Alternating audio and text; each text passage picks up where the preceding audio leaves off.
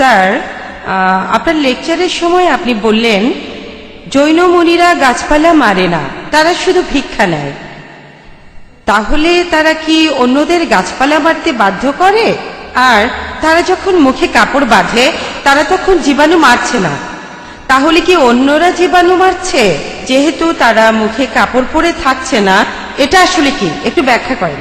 বোন খুব সুন্দর প্রশ্ন করেছেন, আমিও খুব খুশি হয়েছি।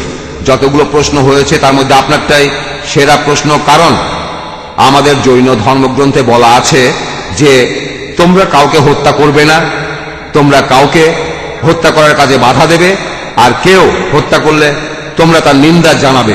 তাহলে এই তিনটা পয়েন্ট হলো মূল।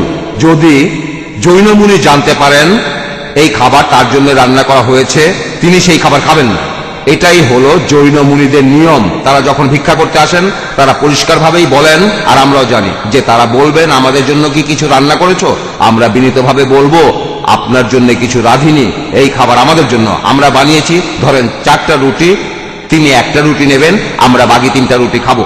এভাবেই একজন জৈন মুনি ভিক্ষা করে থাকেন। হত্যা করবেন না, অন্যকে হত্যা করতে দেবেন না, হত্যা করতে উৎসাহিত করবেন না, তিনি সেই খাবারও খাবেন না যদি জানতে পারেন খাবারটা তার জন্য রান্না করা হয়েছে। আমি খুব খুশি হয়েছি যে এই দর্শক শ্রোতাদের সামনে আমি আজ সুযোগ পেয়েছি জৈন মুনিদের সম্পর্কে কিছু কথা বলার জন্য।